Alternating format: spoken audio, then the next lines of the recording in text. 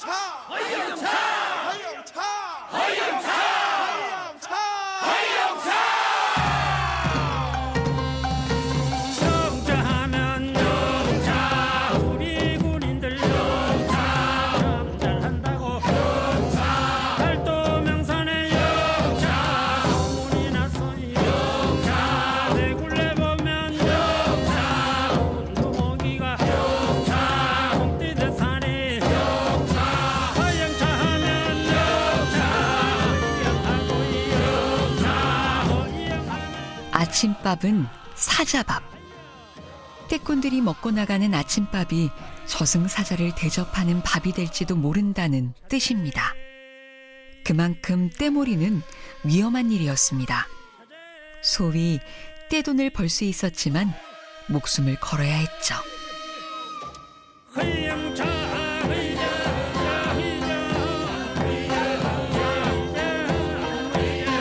거센 물살 사이 곳곳에 숨어있는 죽음의 그림자.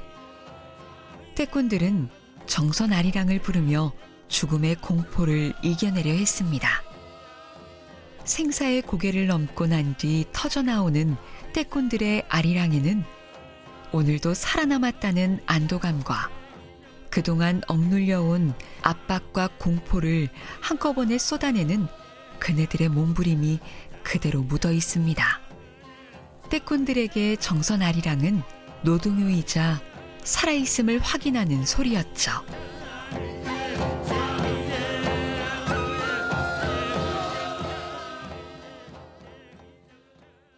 그리고 여기 떼꾼들의 정선 아리랑이 늘 울려 퍼지던 곳이 있습니다. 바로 주막입니다. 얘들아! 야! 손님 받으라니! 야!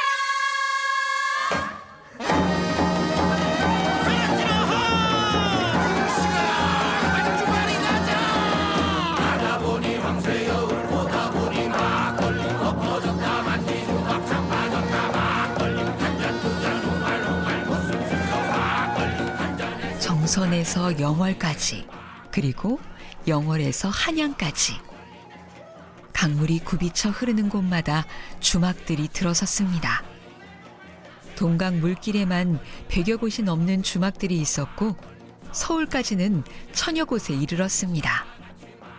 떼꾼들에게 주막은 안식처였습니다. 생사의 고개를 겨우 넘어온 떼꾼들은 주막에 들러 숨을 고르고 막걸리를 마시고 아리랑을 불렀습니다.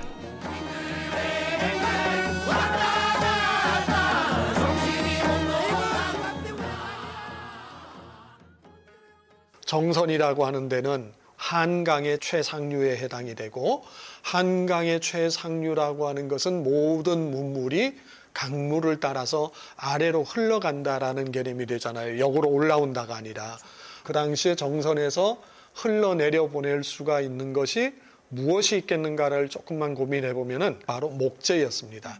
이 목재를 정선에서 동강 물길로 해서 또 남한강 물길로 해서 서울의 마포나 또 용산 나루나 이런 데로 가져갈 수 있는 운송수단은 유일하게 그 당시에는 또 1960년대까지는 뗏목이라는 것밖에는 없었어요. 정선에서 영월까지 내려오는 물길은 굉장히 험한 물길입니다. 그래서 그 험한 물길을 내려올 때는 노래라고 하는 걸 부르지를 못해요. 정선에서 영월까지 내려오는 구간에 노래를 부를 수 있는 것은 곳곳에 있는 객주집에서밖에는 소리가 나올 수가 없는 거죠. 그 객주집을 밥집이라든지 영업집이라고 불렀어요. 여기서는 술도 팔고 또 여자들이 있어가지고 여자들과 하룻밤을 보낼 수도 있고 뭐 그런 술집들이 거의 많았었던 거죠. 아우라지에서부터 영월까지 내려오는 데만 해도 객주집이 한 100여 곳이 됐었어요. 떼꾼들은 자기 고정의 자기 단골집들이 있잖아요. 그런 집에 가서 아리랑을 부르고 또 그 아리랑을 부르면서 그 술도 먹고 놀기도 하고 떠나고 나면 아리랑 연구소 진용선 소장의 말이었습니다. 주막의 여자들은 먼 발치에 뗏목이 보이면 정선 아리랑을 불러대며 떼꾼들을 불러들였습니다. 남한강변의 주막들에서 정선 아리랑을 부르지 못하면 떼꾼들의 비위를 맞추며 어울리기 힘들 정도였다고 하죠. 떼꾼들의 아리랑은 그렇게 물길을 따라 곳곳으로 퍼져나갔습니다.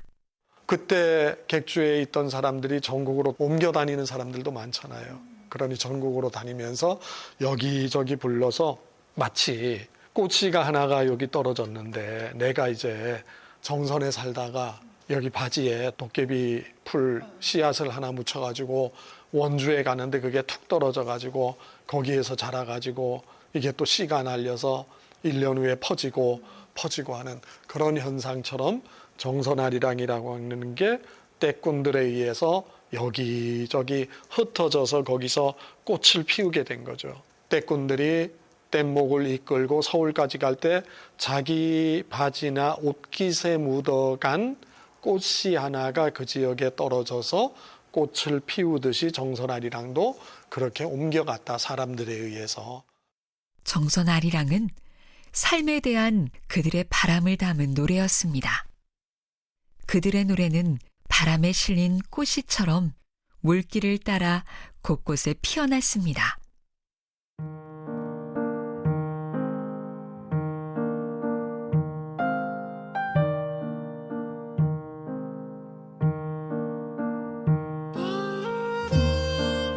이제 떼꾼은 사라졌습니다.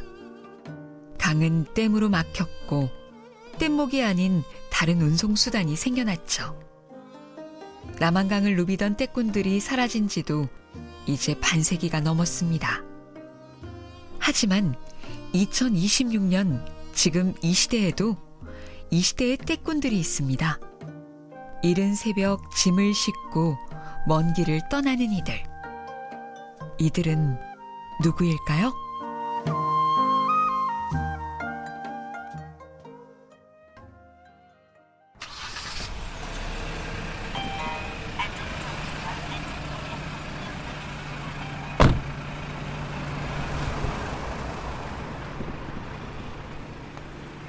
최순주 씨는 올해로 운전 경력 46년의 베테랑 화물차 기사입니다. 평생 운전으로 밥벌이를 해왔다는 그는 화물차로 시작해 시내버스, 개인 택시를 거쳐 인생의 마지막 직업으로 다시 화물차를 몰고 있습니다. 저는 이름이 최순주라고 합니다. 저는 평생을 운전으로 벌어먹고 살았는데 처음에 화물차를 조금 했었고 젊어서 어려서 버스를 한 15년 했고요. 그다음에 개인 택시도 한 15년 했고 이제 마지막 직업으로서 이제 1톤 화물차를 지금 하고 있습니다. 면허는 80년도 면허예요. 그럼 뭐 한 40년이 좀 헐 넘어갔죠. 이제 인생의 마지막 직업이고 조금 그 한숨 돌리는 그런 일을 하는 거니까 그렇게 조급한 마음이 없어요. 치열하게 일해왔던 시간들을 지나 인생의 후반부에 들어선 지금.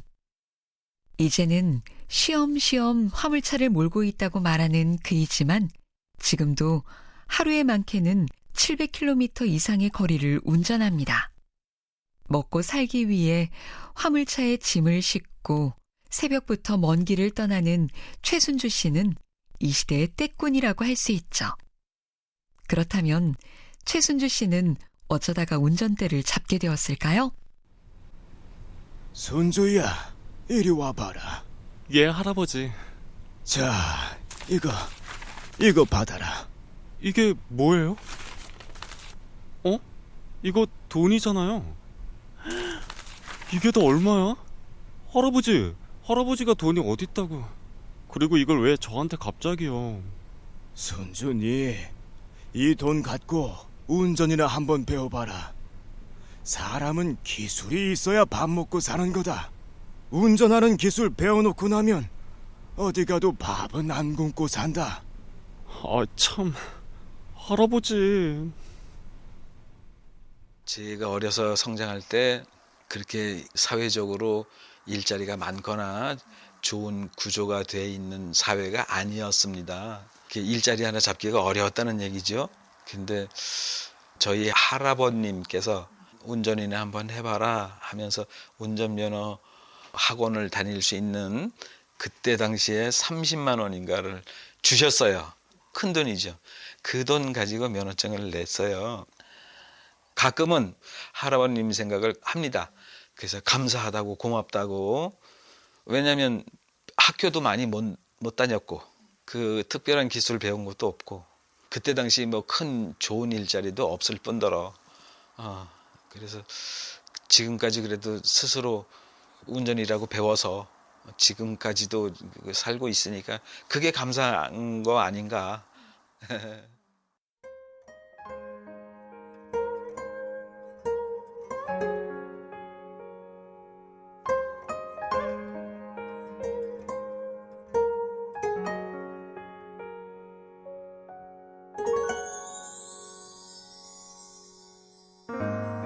할아버지가 건네준 돈봉투 한 장으로 시작되어 40여 년이 넘도록 달려온 길. 화물차, 시내버스, 개인 택시 등 잡고 있는 운전대는 조금씩 달라졌어도 쉬운 길은 한 번도 없었습니다.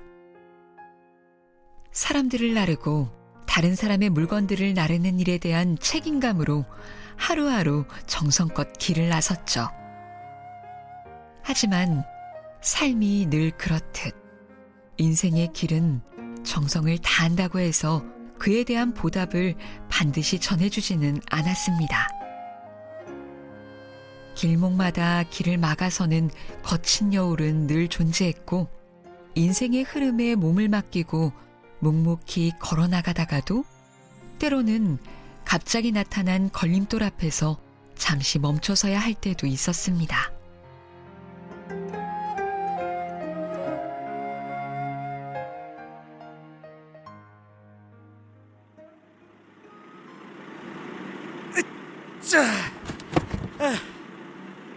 자, 짐은 다 실었고,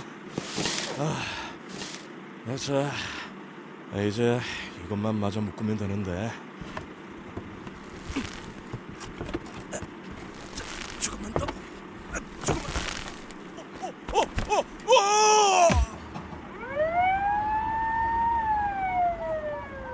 그날도 여느 때처럼 성실하게 화물차에 짐을 싣고 있던 순주 씨는 짐 위에 올라서서 밧줄을 매다가 시멘트 바닥으로 그대로 추락하고 말았습니다. 얼굴부터 손, 허리, 다리, 성한 곳 없이 골절된 큰 사고였습니다. 이 사고로 순주 씨는 1년이 넘는 시간을 잠시 멈춰서야 했죠. 그 마음이 급하면은 그런 불상사가 좀 나요. 짐 실은 상태에서 그 밧줄을 매다가 차 위에 짐에서 그 시멘트 바닥으로 떨어졌어요. 그래서 뭐 다리 부러지고 허리 부러지고 뭐 얼굴도 좀 다치고 손목도 여기 부러지고 이 정도로 좀 많이 다쳐갖고 한동안 좀 쉬고 그때 한 1년여 정도 쉬었어요. 왜냐면 그 완전 골절이니까 대퇴고 완전히 골절이 나서 그 30cm 정도 되는 쇠 가닥, 그게 새 가닥이 들어가서 여기 받고 살았어요. 여기다 한 10년 지난 다음에 그 핀을 뺐어요. 그런 일이 있었죠. 하여튼 돈은 못 벌어도 좋으니까 지금 생각하니까 몸이 아프면 안 돼요. 몸이 제일 중요합니다. 이 사고로 최순주 씨는 10년이 넘는 시간 동안 후유증으로 고생해야 했지만 이후로는 몸을 좀 더 소중히 여기며 일을 하게 되었습니다. 인생의 후반기에 접어든 최순주 씨는 이제 조금은 여유로운 마음으로 운전대를 잡고 있습니다. 하루에 한두 번, 전날 오후 화물차에 짐을 싣고 다음날 새벽 일찍 길을 나섭니다. 하차 시간에 맞추려면 새벽 4시부터 하루를 시작하기도 하죠. 하루 평균 600km의 길. 그 긴 길을 혼자 달립니다. 아무리 조급한 마음을 내려놓고 일을 한다고 해도 짐을 싣고 먼 길을 매일 오가는 일은 여전히 고되지만 한 번씩 문득 불어오는 사람들의 따뜻한 말 한마디가 순주 씨를 웃게 합니다. 화물을 싣고 이제 목적지 갔다가 하차를 해주고 잘 가져왔다고 고맙다고 수고했다고 하면서 그 화주가 커피라도 한 잔 먹으라고 하면서 돈 10,000원 더 줄 때, 예, 그때 아주 정말 감사합니다.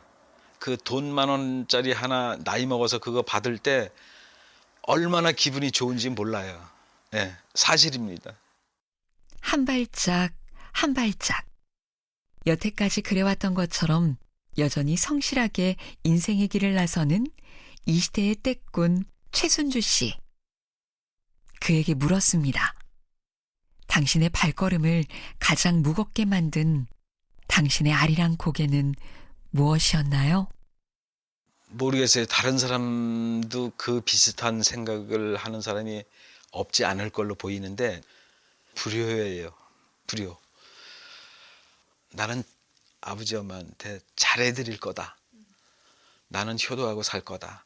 끝까지 내가 잘 모실 거다. 뭐 이런 생각을 많이 하면서 살아왔어요. 근데 주변 환경이 그걸 안 받쳐주는 거야. 그 효도라는 게 내 마음이지 그 마음대로 뜻대로 되는 게 아니더라고요. 그래서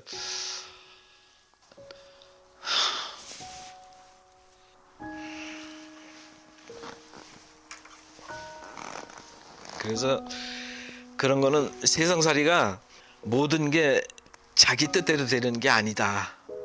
저는 이제 나이 먹어서 배운 게 이제 그건 것 같아요. 뜻대로 안 됩니다. 예. 자기 혼자서는 못 써요.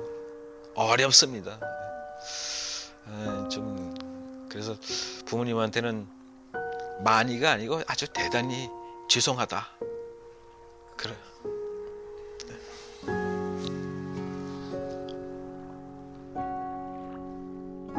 인생의 크고 작은 고갯길을 넘어온 최순주 씨는 고갯길의 돈턱에 서서 부모님을 생각합니다. 거칠고 험한 현실의 고갯길 앞에서 어머니 아버지를 생각할 때마다 마음이 아파옵니다. 하지만 그의 고개에 험한 언덕만 있는 것은 아닙니다. 아이들이지. 애들이 두 딸 애들이 큰애는 딸 하나를 낳고 올해 1학년 들어갔어요. 또 작은 애는 딸 둘 쌍둥이를 낳았어. 그래서 이제 지금 막 이제 걷기 시작을 하는데 그냥 깜빡 죽어. 예, 깜빡 죽어. 밥도 이게 조금씩 떠서 먹여주고 이렇게 하면 잘 받아 먹고. 멀고 험했던 그의 고개에 따뜻한 봄바람이 불어오기 시작했습니다. 귀여운 소녀들의 재롱과 함께 그는 이제 어쩌면 인생의 마지막 고개를 향해 웃으며 걸어갑니다. 가족들은 그가 계속해서 발걸음을 내딛게 하는 힘이 될 겁니다. 이제 조금은 힘을 빼고 할아버지 옆에 꼭 붙은 귀여운 소녀들과 함께 발걸음을 맞추어 걸어갈 그의 남은 고갯길. 그 따뜻한 고갯길을 걸어가는 그의 남은 바람은 무엇일까요? 바람은 뭐 우리 또래에 있는 사람들은 다 같을 거예요. 그죠? 자식들 그 자주 좀 와주면 좋겠는데 쟤네들도 그 삶이 있으니 그게 조금 그 알면서도 섭섭한 거. 예, 자식들하고 그 후대들하고 이렇게 좀 더 자주 봤으면 하는 바람이 있고요. 그저 딴 거 있나요? 지금 집사람하고 나하고 둘이 있으니 둘이 그래도 죽는 날까지는 같이 말 그대로 오손도손 그냥 뭐 큰 욕심 이제 벌써 다 내려놨으니 그렇게 해서 조용히 살다가 가야죠.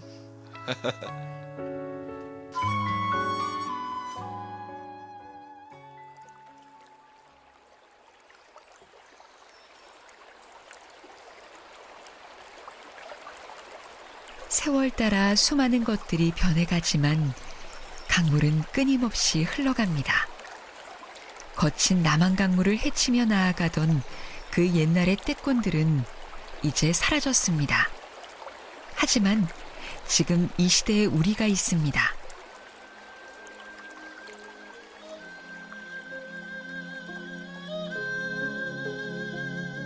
짐을 싣고 사람을 싣고 인생의 바람을 싣고 그 옛날의 떼꾼들처럼 이 시대의 우리들도 여전히 성실하게 길을 나서고 길 위에서 사랑하는 이들을 생각합니다. 거친 여울을 건너고 험한 고개를 넘어가면서도 주저앉지 않고 조만간 불어올 따뜻한 봄바람을 기다립니다. 시대가 달라도 직업이 달라도 우리가 길을 나서는 이유는 다르지 않습니다. 세월 따라 뚜벅뚜벅 길을 걸어가는 것과 후회로 물든 아픈 가슴을 이제는 웃으며 보내는 것과 앞으로 불어올 봄바람을 기다리는 것. 그것이 우리가 오늘도 인생의 아리랑 고개를 넘는 이유입니다.